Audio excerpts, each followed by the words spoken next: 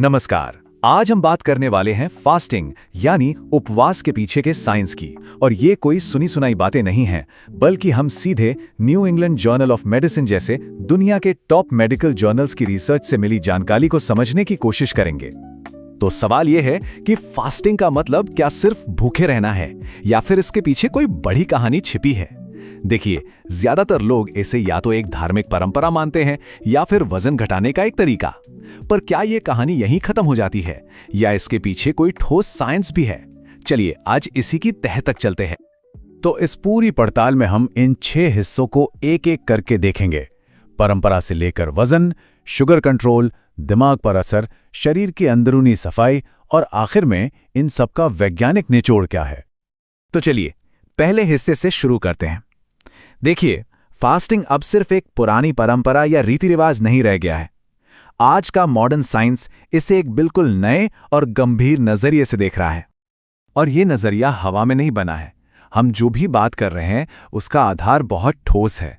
ये सारी जानकारी दुनिया के सबसे भरोसेमंद सोर्स जैसे कि new England journal of medicine में छपी रिसर्च पर आधारित है। तो यहां अटकलों की कोई जगह नहीं, सिर्फ और सिर्फ साइंस।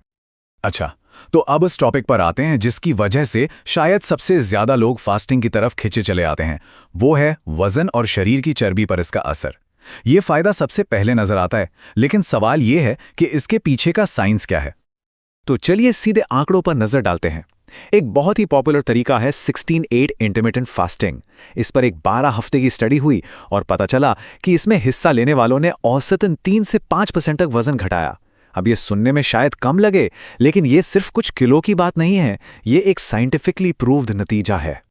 और यहां एक बहुत ही मजेदार बात सामने आती है। देखिए, जो ट्रेडिशनल डाइटिंग होती है वो फोकस करती है कि हम क्या खा रहे हैं, मतलब हर चीज की कैलोरी गिनो।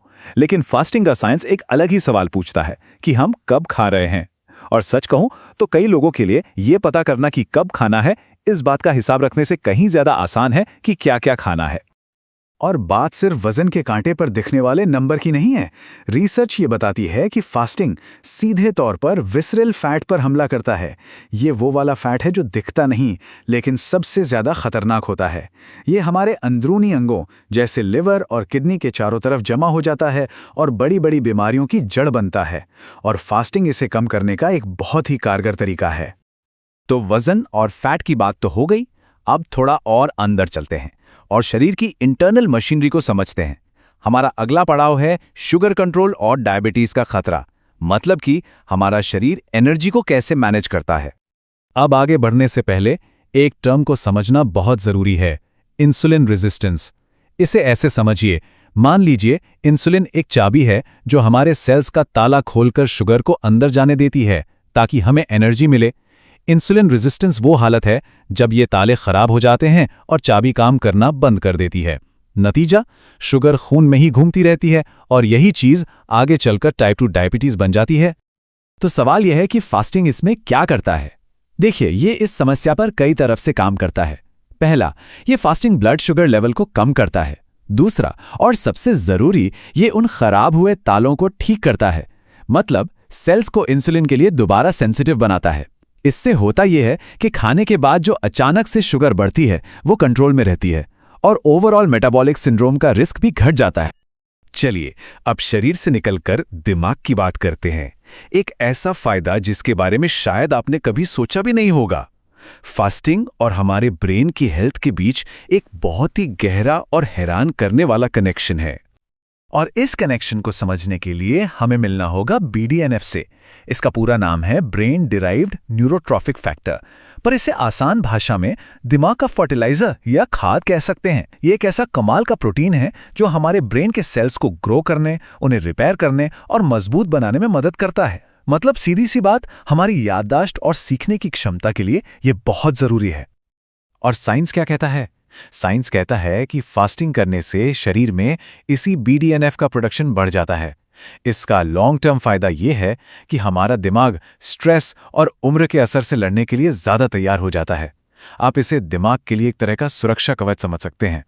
चलिए अब और भी गहराई में चलते हैं, मतलब एकदम सेलुलर लेवल पे। अब हम ये समझेंगे कि फास्टिंग हमारे शरीर की एक एक कोशिका पर कैसे काम करता है और इसका हमारी लंबी उम्र से क्या लेना देना है। और यहाँ हीरो है ऑटोफैगी नाम की एक प्रोसेस। इसे अपने शरीर का इंटरनल रिसाइकलिंग सिस्टम मान लीजिए। होता क्या है कि जब हम फास्ट करते हैं तो शरीर को बाहर से खाना नहीं मिलता, तब वो होशियारी दिखाता है। वो अपने ही अंदर मौजूद टूटे फूटे पुराने और बेकार सेल्स को साफ करना शुरू कर देता है और उनसे ही एनर्जी बना लेता है। ये एक तरह की घर की सफाई है जो हमारे सेल्स को नया और हेल्दी रखती है। ये सब एक बड़े मजेदार सिद्धांत पर काम करता है जिसे कहते हैं स्ट्रेस एडेप्टेशन। मतलब एक छोटा सा तनाव शरीर को मजबूत बनाता है।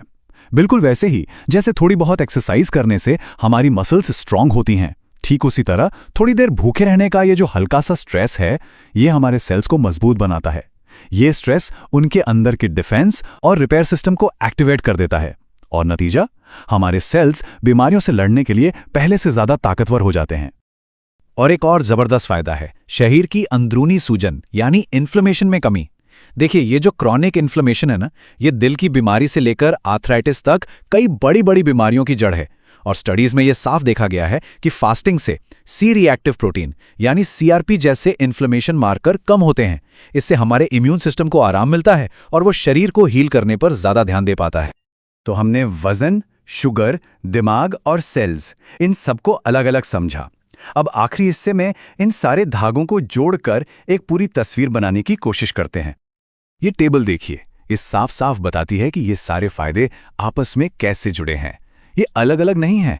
जैसे हार्मोन्स में बदलाव से सिर्फ विसरल फैट कम नहीं होता, बल्कि इंसुलिन सेंसिटिविटी भी बेहतर होती है, जिससे डायबिटीज का रिस्क घटता है। ठीक वैसे ही BDNF और ऑटोफैजी मिलकर दिमाग की सेहत सुधारते हैं। ये एक पावरफुल चेन रिएक्शन की तरह है जिसका असर पूरे शरीर पर पड़ता है। तो निचोड़ ये है कि फास्टिंग को सिर्फ एक और डाइट समझने की गलती ना करें। ये असल में एक साइंटिफिकली बैक्ड तरीका है जो हमारी ओवरऑल हेल्थ को, हमारी सेहत को अंदर से बेहतर बना सकता है। और आखिर में मैं बस एक सवाल के साथ इस बात को खत्म करना चाहूंगा। हम हमेशा से इस बात पर बहस करते आए हैं कि हमें क्या खाना चाहिए, लेकिन शायद असली और ज्यादा जरूरी सवाल ये है कि हमें कब खाना चाहिए। सोचिएगा जरूर।